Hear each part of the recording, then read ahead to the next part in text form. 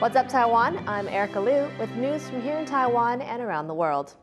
Tech giant Micron Technology has officially opened its newest factory in Taiwan. The factory is the company's fourth in the central city of Taichung. It will focus on making high-bandwidth memory products. Micron President and CEO Sanjay Mehrotra was at the opening. He says the new plant will serve increased demand from the growing AI industry. He also says Micron is dedicated to expanding its operations in Taiwan. Micron is the largest foreign company in the country. Taiwan's military is planning to purchase over 10,000 domestically made rocket launchers and will start training new conscripts with weapons next year. Jaime Ocon reports. Taiwan's President Tsai Ing-wen made headlines last year when she held up this domestically made rocket launcher. It's called the Kestrel, and it's used to take out tanks and armored vehicles. The military is now placing an order of more than 10,000 units and will start training new conscripts with the weapon next year. 所有采购的武器装备在获得之后，国军会依据敌情的威胁和部队的实际需求来做最适当的配置和规划，发挥最大的效益。 These types of shoulder-fired rockets have been used by Ukraine effectively against Russia's invasion. Systems like the UK's NLAW and the US-made Javelin have shown just how important portable firepower is when defending against an attack. Absolutely. These man-portable systems are changing ideals about large armies' capabilities. Right? Any army who wants to invade another country, another city, has to do it very rapidly and with mass, with power. Faced with its own threat from neighboring China, Taiwan is looking for new ways to protect its territory.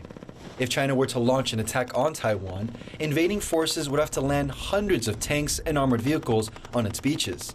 Analysts say the Kestrel rocket launcher would be key to stopping a possible invasion from getting farther inland.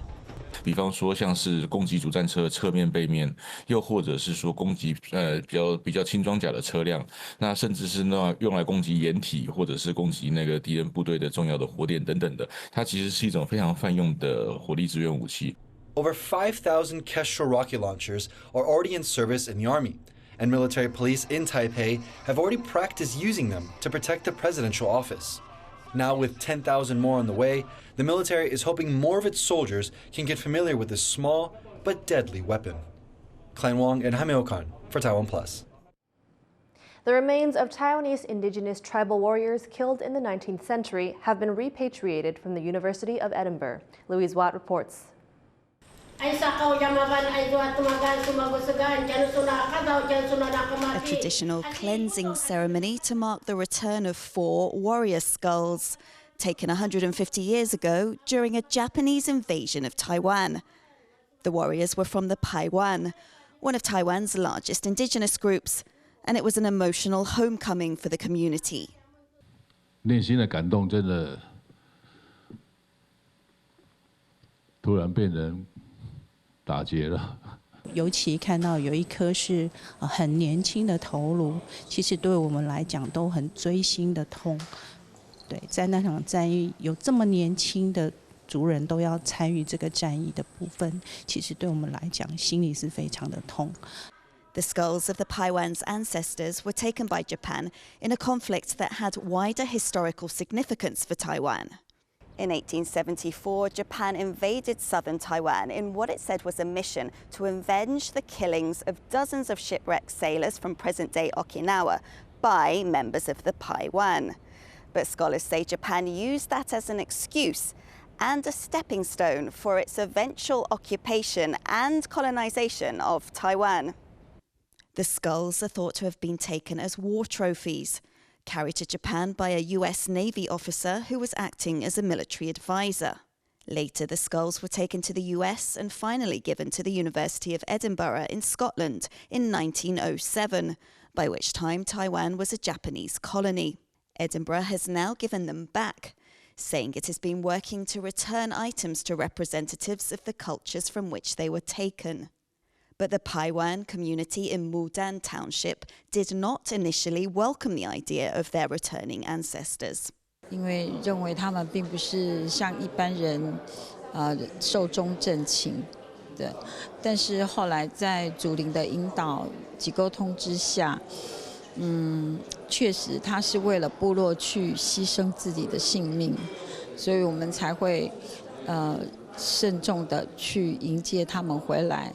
According to tradition, the skulls can't be seen in public until various rituals have taken place.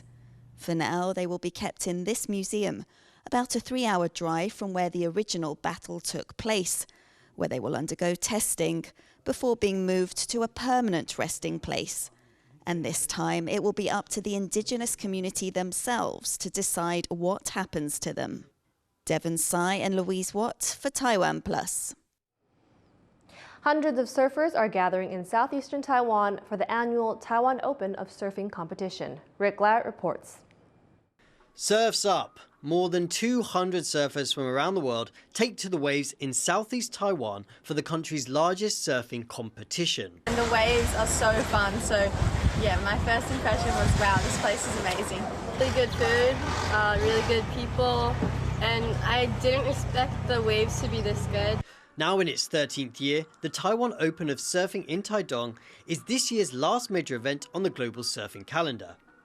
Here by the small village of Jinzun, competitors from more than 10 countries will battle it out for thousands of dollars in prize money over the next 6 days. 今年呢，也是国际冲浪联盟 WSO 年度年底的2场最大的赛事，因此今年更有3位的奥运选手来到金樽，一起共襄、一起竞赛、一起竞争。Surfing is booming in popularity worldwide and was included as a sport in the Summer Olympics for the first time in Tokyo 2 years ago. The surfers here in Taidong are getting younger and younger. Chen Wanyu of Taiwan is just 12 years old and very much undaunted. For many of these surfers, the competition here on Taiwan's southern beaches is a warm-up for the Olympics. Taiwan has its own aspirations for Paris 2024 and hopes to send 2 surfers to compete. And with the country riding the wave of the sport's popularity, the surfing community hopes there could be more homegrown Olympic medalists here among the waves. Joseph Wu and Rick Liu for TaiwanPlus. People running the Punghu Marathon were treated to an unusual mid-run boost. Laurel Stewart reports. While most athletes refuel with energy gels or carby snacks, these runners at Taiwan's Penghu Island Marathon are munching on something unconventional to get them through the 42-kilometer race. They're snacking on crab, lobster, and other types of seafood. At the 9 rest stations throughout the course, the event organisers provided over 70 local delicacies, and many of the runners joined the race just to get a taste. 为了吃龙虾，是一个新鲜感。主办单位的用心，所以我们每个人都很期待这一次的路跑。With about 4,000 participants in the full marathon this year, the annual event attracted more people than ever, and the seafood wasn't the only appeal. Organisers say the event highlights Penghu's natural scenery. 一边吃一边享受澎湖的美景，那也会途经这个牛心山的漂亮的这个石户，还有二坎传统的聚落，然后还有滨海的路线，跨海大桥。Racing among breathtaking views and fueled by Penghu's local cuisine, runners were treated to a truly unique marathon experience. Alex Chen and Laurel Stewart for TaiwanPlus. In table tennis, Taiwan's Lin Yunru has won the men's singles at the WTT Champions Tournament in Frankfurt, Germany. Lin, nicknamed the Silent Assassin, faced off in the final against Ma Long of China, who many see as the greatest player of all time. Ma won the first game, but Lin then took the next 4 to clinch the best-of-7 match. After the win, Lin said Ma is one of the best players in the world, and he did his best. The Taiwanese player is currently ranked 12th in the world in the men's game. Thank you for watching What's Up Taiwan. You can visit the TaiwanPlus website or our social media for more stories from Taiwan and around the world. Finally, check out the scenes as a Guy Fawkes carnival brings a taste of Rio to a small town in the UK. I'm Erika Liu. Take care and see you next time.